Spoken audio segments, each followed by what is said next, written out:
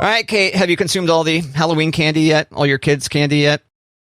No, and you know what? We started sorting candy last night because we got home so late on Sunday night that they couldn't even go through their stuff. I was like, get in bed. Gotcha. Oh, bummer.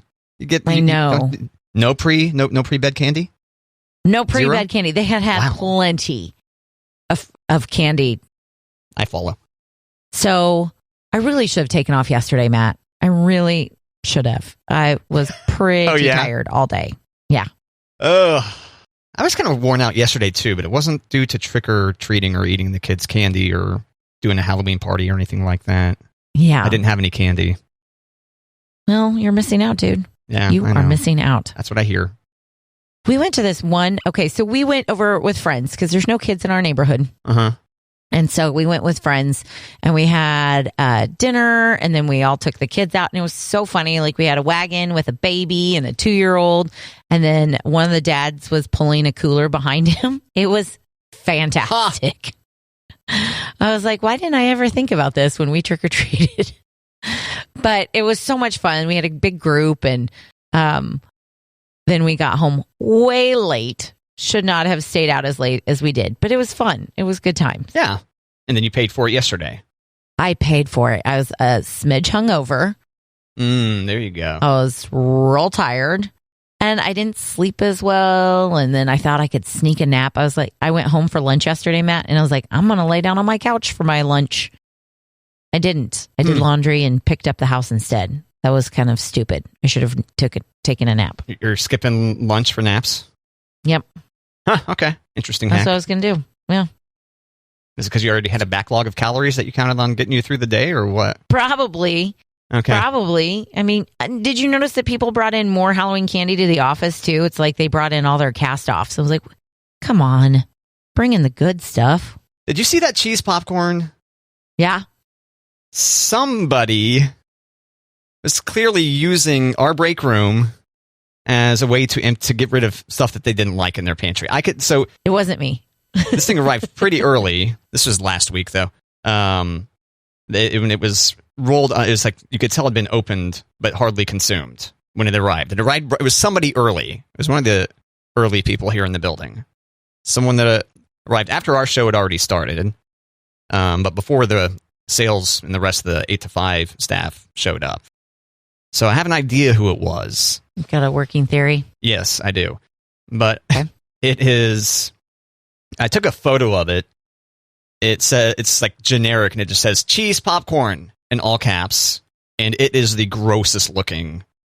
I don't know how he or she bought this cheese popcorn in the first place. It looked disgusting, and it looked also generic, and clearly he or she must have opened the bag, had a few, and then was like, nope.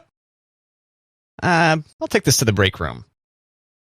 Which I guess, we don't want people to waste food, but right, it does not look good. Doesn't look good. I mean, I think it's still out there. I think it's just mushed in the corner, discarded. You know how the other break room food just kind of mushes the other things out of the way. Right. It's just becoming, it's like a hoarder. Like it's closest to the wall, basically. It's been mushed to the wall. Gotcha. Layer deep with whatever's currently out there. But it is gross. It looks disgusting. And it was clearly let me take the thing that I do not like that I bought, and I'll have the break room consume it. And turns out, as I expected, hasn't been touched. Nobody else wants it either. Womp womp. Womp, womp, womp. I used to clean out my fridge and bring it to work. You did? I did. Okay. Because there was a younger guy at work who was single and kind of a garbage disposal. Okay. Uh-huh. So if I had extra spaghetti or that's very nice of you. Casseroles, hey, Matt, I brought you something to eat today. And he's like, sweet, got any more of them? Yes, I'll bring you all the leftovers. So I brought him all my leftovers. Well, that's nice. Yeah. And the spaghetti, that's a quality leftover. I know. Especially, are you on board with me on the day-old spaghetti is pretty damn good? I almost love day-old spaghetti better than first night spaghetti. It's a different thing. It's like it's like cold pizza is good in a different way than that pizza was hot the night before. Yep. The cold day, I mean, even still reheating the spaghetti. It's not about the spaghetti being cold, but you reheat the spaghetti, and there's like there's been more time maybe for the sauce to absorb into the noodles.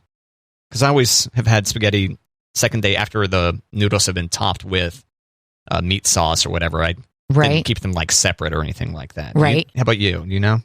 I also enjoy cold spaghetti, Matt. Oh, you do? Okay. Yeah. I do. Like my spaghetti's that good, I will eat it cold. Yeah. But of course I'm going to pick to warm it up first. But if I have to do cold spaghetti, it's so good. And there is something about next day spaghetti. I get it. I have next day meatloaf too. But the next day spaghetti, my question was whether it was topped with the marinara or meat sauce or whatever before it went into the fridge. Yes. Not separate containers of noodles and then, okay. No, because we usually do a spaghetti casserole, so it's already together. Okay. Oh, all right. Yep. It's just you mix it all together in a bowl or something in the help me out, pan. I bake. So I cook the noodles, right? Uh-huh. Oh. And then I put them in a casserole dish. Okay. And then I put a little bit of mozzarella cheese on just the plain noodles. Okay. And then I bake the noodles a little bit with the cheese. Baked spaghetti. Okay. And then I throw this meat sauce on top. Oh. And then I put a little bit more mozzarella on the meat sauce. And then I bake it a little bit longer. I understand. Okay. Yes. So you never have just traditional spaghetti? It's always dolled up with... My God, that sounds great. A lot of work. Probably every 1 out of 3 times. Actually, it's super easy because you just throw it in the oven. But you don't cook the noodles first? Well, yeah, you cook the noodles first, but I've got a pasta pot, so it goes in the microwave. Oh. I'm like, man, this... As seen on TV, pasta pot. I did not know that was a thing. It is like one of my very favorite wedding gifts that we got. Is that right? How many minutes does it take? Depends if I'm just feeding. If we're doing a smaller casserole, probably like 8 minutes. Okay. Maybe 11 minutes for a bigger casserole. Damn, that's pretty good. Yeah. Because you want to, if you're boiling spaghetti, you want it to go for like 10 minutes, right? 8 to 10, something like that? I don't know. I have a pasta pot because I don't like to do pasta on the stove. So when you count the warm-up time of the water, yeah, that's pretty good. But if I have it on hand, I like to, when I put the pasta in the casserole dish, I like to throw just a little bit of Alfredo sauce in and toss the noodles just a little bit. And then let them bake and then put your meat sauce on. So it's a creamier, we call it ooey gooey spaghetti. Ooey gooey. All right, so how do I spell pasta pot? Is it one word? I'm looking for it now. I'd search for pasta pot as 2 separate words. Yeah, that's what I would do. And it shows a whole bunch of things that you would put on your stovetop. Oh, no. I guess I should put microwave next to it. Yeah. As seen on TV. Oh, yeah, there it is. As seen on TV. Emson pasta and more. Microwavable pasta. Is it a color? Is it this turquoise? Oh, okay. Of course, mine's old. So microwave pasta pot. Huh. Interesting. My friend Angie gave it to me and it was the best gift. Yeah, there's all kinds of microwave pasta cookers. Okay. Okay. Good to know. Oh. Thanks, Kate. Anything I can do to help, Matt. Anything I can do. Hey, it might be a good present for someone to give for Christmas. Right? 'Tis the season. Pasta pot. 'Tis the season. Give the gift of microwaving your pasta to cook it for the holidays. There you go. Oh, speaking of which, I made the mistake, Kate, of reading through one of the best early Black Friday deals in tech. Oh, yeah? Specifically in tech was the article. And I was like, why am I reading this? I do not need any of these things. Why? What am I doing? Cut it out, Matt. Cut it out. But you finished it. I did. Yes. Yep. Correct. Okay. Correct. Didn't buy anything, though. So that's good. That's good. Yet. What were some of the items you were looking at? Okay, I think I have it in here, actually. The best early Black Friday. I went ahead and sent it to the show notebook anyway. Okay. So there's a bunch of headphones, like like the noise canceling, both like the earbud ones and the over the head ones. Mm-hmm. Which I don't. I mean, I could be tricked into getting one of the over ear like noise canceling ones, especially ahead of like my next flight or something. See what happens? You could get tricked into buying them. I start rationalizing. It's like, $250 instead of $350 for those Sonys. That's pretty good. And it's like, no, Matt, keep going. I don't need the earbuds because I already have those. I have Apple's AirPods Pro or whatever. Okay, but the noise canceling ones, you would only get those for traveling, or would you use those for anything else? Oh, I probably wouldn't use them for much else. No. Okay. I've tried using noise canceling phones before to, for radio. To try to like edit our podcast, for example, because our workspace out there can get kind of loud with people talking, and then it hurts my brain when I'm hearing you and I talking and hearing other people talking at the same time. Right. And then I didn't like them. I was like, this feels weird. But those were just like cheap ones. So I got for like $40 or something. So it doesn't really say much, but. No, 'cause I like these headphones here, these Sonys, different Sonys, wired ones, that are plugged in, and I can walk across the room, like the old school. For the listener, there looks like a phone cord from the 80s attached to this thing, so you can you can walk like 15 feet away. I can go open that window all the way at the back of the studio and still be attached. So, no, I don't think I would use anything I don't think I would use it for anything other than travel, I bet. Okay. So, yeah. See? So I talked my way down from that. And then I don't really have any interest in any of these smart speakers or smart displays. They have some TVs. I'm good on TVs. They also, as I'm scrolling through this, they have like the Kindle is still popular. You can get the Amazon, the Kindle White, the e-reader with a display that doesn't fry your eyeballs at night. You ever consider one of these, Kate? I use the relaxed when I do it at night. What's it called? The relaxed feature, like the on what device? On the Kindle. Oh, okay. If I'm doing the Kindle at night, I will do the where it's almost like a sepia tone. Right. So your Kindle is actually it's got like a colored display on it. Yeah. Okay. So this would be the Kindle Paperwhite is still just grayscale. It's still just black and white. Okay. And there's no display that lights up. So even probably better for you at night than having the night mode. Is that what that's called? Something like that. I think I was trying. Yeah. I was like, on the iPhone, I think it's called night mode. Yeah. And I do that on my phone too. So like Best Buy has that for $50. It looks like it's pretty good, Kate. Nice. Mesh Wi-Fi systems listed here, where you put the different pucks around your house to improve Wi-Fi and make your Wi-Fi bigger. Facebook's portal that you connect to like your TV, the camera that you connect to your TV, and I think it like follows you around the room. Like it follows you around the room. The lens kind of stalks you. Uses smart technology or whatever to zoom in on people. Whoever's talking, or if you're moving about or what. I have no interest at all in any hardware from Facebook. Meta. Yeah, Meta. Excuse me. See, as discussed on Matt and Kate, remember? Yeah. It's like there's rumors that maybe it's Meta, but they're thinking maybe not, and then sure enough, we find out it was Meta. Thanks for bringing that up, Kate. Sure. Some smartwatches. You see those deals? Not on this particular one, but I would expect that those are out there. I'm tempted. Not tempted.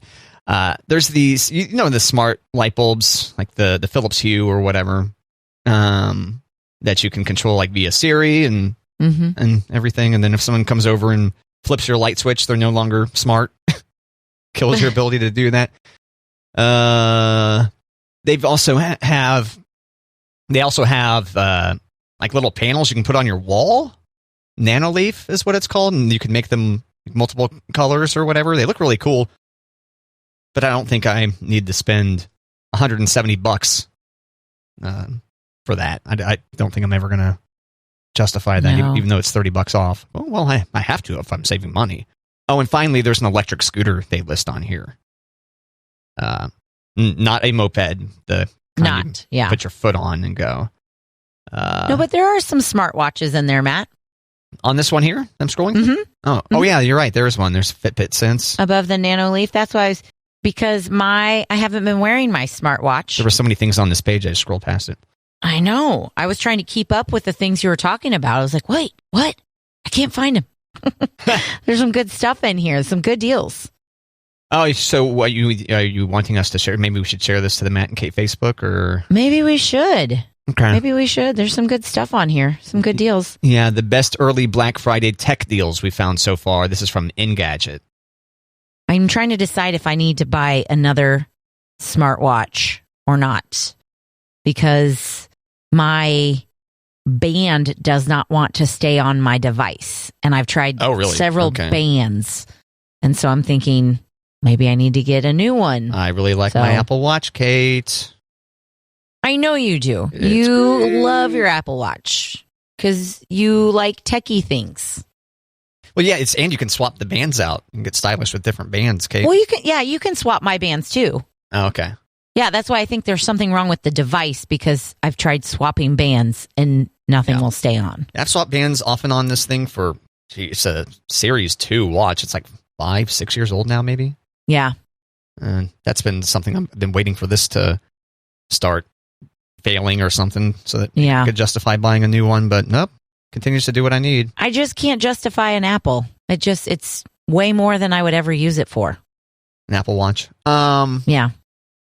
I can get them as cheap as $200, but I don't think people should buy that model. I think you should pay the extra $50 or whatever for the SE model, if nothing else. Yeah. I don't need phone calls on my watch. I just need it to tell me time and count my steps and maybe do the calm one. And I do not like answering the phone on my watch. I don't like that. Yeah. It's too tinny. It's weird. I don't need to respond to texts on my watch. I don't do that either. Yeah. Well, I mean, I will, I'll send an emoji or something, but yeah, clown emoji to you. It's nice to get a text just to be like, oh, that's great. Or to know who's calling me. Yes, that's why I like it. I like to see who just texted me, what is it, and someone call, especially if I'm in, if I'm with somebody, if I've got company, or if I'm with someone at a restaurant or something like that. Mm-hmm. Like pulling out your phone and looking at your phone. I'm just, when that happens to me, when I'm on the receiving end of that, I'm like, oh, I'm sorry. What I'm talking about too boring? Are you checking Facebook now, or what? It's nice just to be able to glance quickly at my wrist. It is, and you don't think that's the same thing as glancing at your phone to see who's calling? No, it does the little tap, right? So you get just a little tap, and so I never look at it right away. Yeah, I wait for there to be like an appropriate time for me to if we're at a restaurant or something, someone gets up and needs to use the restroom, then I can look at it then. Yeah. So I don't know. You can kind of glance. I kind of want one of the ones that's got the always on display, because you would be able to kind of look down at that without needing to. Because that's the thing about this model is it only turns on the display once you flick the display toward you, once you turn your wrist. Yeah, that's how mine is too.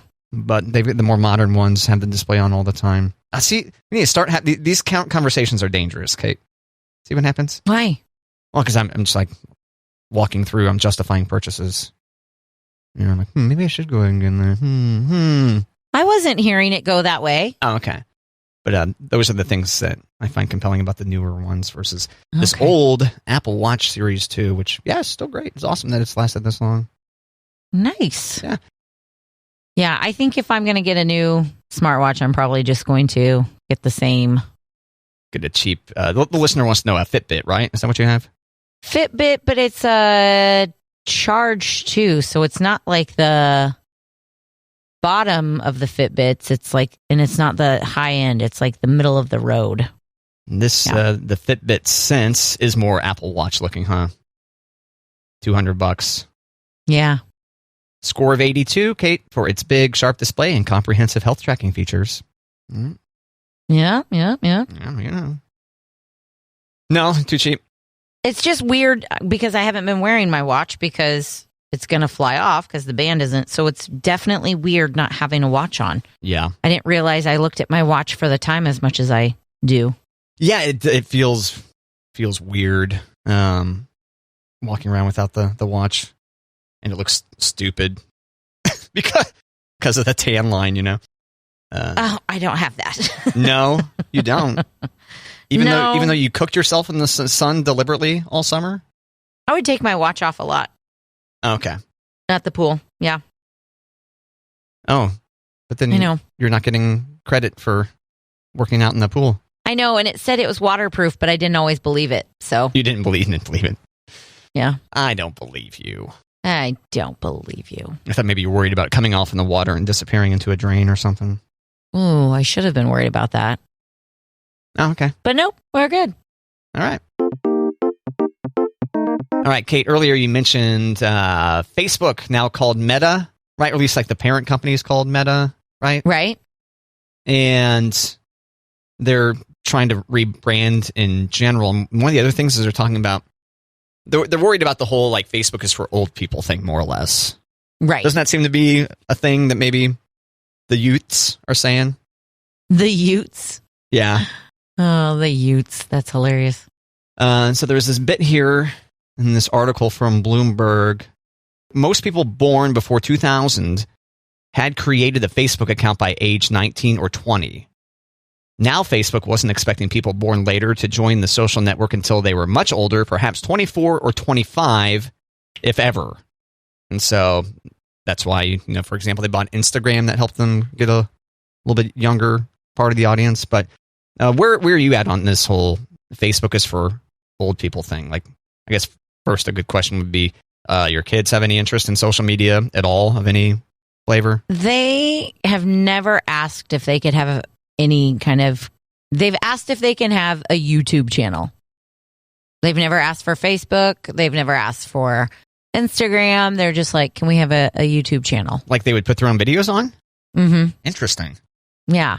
But they've never, and if anything, they just say, did you put that on Facebook? Or did so-and-so post something on Facebook? Like if there was like a team picture from their volleyball or something, like, oh, did they post that? But they don't want to scroll with me. There's one husband and wife family that we follow, that we watch them for silly videos. But that's the only reason they're like, hey, Okay. can we look up them on Facebook? But other than that, they're not really in it. But yeah, your kids who are 9 and 11 years old, Mm-hmm. have they expressed or verbalized this idea that, oh yeah, old people on Facebook? No. Probably not. Yeah, probably wouldn't be the case until they actually started actively wanting to have their own Yeah. TikTok or Insta or Yeah. Finsta. They want to have a fake Insta. Exactly. Yeah. All right. Yeah. Yeah, I No. was curious. It's something I've definitely heard. In general, generally speaking, not from. That only old people are on Facebook? Yes, Facebook is. Okay. I think typically it's derided as, quote, Facebook is for old people. Oh. And once again, this is Facebook's own research. This is from that big data leak out of Facebook research Gotcha. that came out. Once again, most people born before 2000 created the Facebook account by age 19 or 20. Now, Facebook wasn't expecting people born later than that to join the social network until they were perhaps 24 or 25, if ever. Now, I think a lot of people ultimately give in and do the Facebook thing for all the old people on Facebook, specifically grandparents, right? Right. Sharing photos and stuff that way. Right. And maybe you use it for, like, maybe you get some workplace interactions. You know, a lot of people manage like a Facebook page, social media. In fact, I've spoken before on this show how I'm not a big fan of Facebook, yet, you know, I've got to be on there for work. Mm-hmm. So, I don't know. Anyway, just found that interesting. I just think about Facebook changing their name. It just sounds like a paperwork nightmare, right? Meta. Like all the things they have to change. Right. Why would they ever do that? They've got the money to print some new letterhead. They can handle it. Yeah. Have you started the Finsta yet, Kate? No, I'm not that cool. That would be because you're a lurker typically on regular Instagram. Right. I think I saw you post video of your kids trying to raise money for something once. Yeah, Right. I feel like I've posted something since then. No? Have you? Have you? Come on, Kate. I know that I comment on people's and I like people's stuff. Oh, you do? Does that make me a huge lurker? You don't like any of my egg dishes, huh? I haven't seen your egg dishes. I put stuff on my Instagram all the time. There's all kinds of food items on there. When my eggs look especially appetizing, I'm like, oh, I should take a photo of that. Nice. Yeah. I'm probably on Instagram maybe a total of 40 minutes a week. Oh, that's probably the same amount of time that I'm on there. No. Yeah. And by the way, it's very interesting to the way that I'm not sure how you use it. Do you use it just to follow friends and family? Do you follow any celebrities or anything like that? Yeah, I do follow some celebrities. Oh, okay. Musicians and... Yeah, so I follow mostly our artists on Instagram. But also, yeah, like Billboard, which obviously is another industry, radio industry source. And maybe one other like entertainment news source on there. I forget, but I always make sure you're liking people's photos, but not the celebrities. Don't be liking theirs. Because I want my friends and family, I want them up top, you know? Right. I don't need Justin Bieber's Instagrams right there first thing. But oftentimes that's what happened. I'll launch Instagram and I see all the celebrities. I'm like, oh, I must be caught up on the people I know then, since I'm pretty religious about liking people I know's stuff. But this is all to say, have you been concerned someone walks by your computer and then there's Lizzo's rear end staring at you? You ever seen that? You follow her? I do follow Lizzo. Yeah. Yeah, I don't follow her on my work computer. I don't look at Instagram on my work computer. Oh, you don't look at Instagram on your... Well, it's work, though. You just always do it on the app? I'm not, yeah, that was not like ooh, you rebel. No, it was just I don't even do it at work. Like, it's at home and like or in the car, I've got like 5 minutes before practice gets out. I'll look at Instagram, but yeah, it's on my phone. Oh, yeah, I have to scroll through there a bit to see if there's something I want to mention on a show, you know? Right. And so It makes sense for me to do it at work, and then I can screenshot and add it to the show notebook. You know what I mean? Right. But then you think, like, what if a client walks by and my computer's visible? You know, these celebrities like to show off their wares, you know? I agree, but we also work at a radio station, and it's a musician. So, of course, we're going to have Lizzo on our computer, right? Sure. Right? Yeah. I don't know. I'm just saying from a distance, you might not know, oh, yeah, that's clearly Lizzo. Or you might not be aware with the way that Lizzo does a photo shoot. Quote, photo shoot. I mean, if we were at a bank, Matt, I would feel like that would be a... What? But I think there's already a laid-back feel to a radio station. No? All right. No, you're right. There is. But I'm just saying a big old bare rear end. And that's kind of my disclaimer to people who walk into the radio station. Do not expect a bank-like atmosphere. Okay. Yeah, there might be a big old bare rear end staring at you from someone's computer.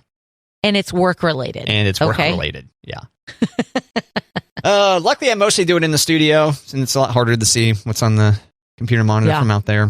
But if I were to be at my cube or something, someone might bust me. Well, and you're tucked away. They have to really want to bust you. They have to really see what you're working on. They're going to think I'm a butt guy, you know, a big butt guy, you know? They might. They might. They shouldn't assume. Because you know what happens when you assume. Right? Oh, Yusama. That's me rearranging the letters in a different way. Is that what that was? Yeah.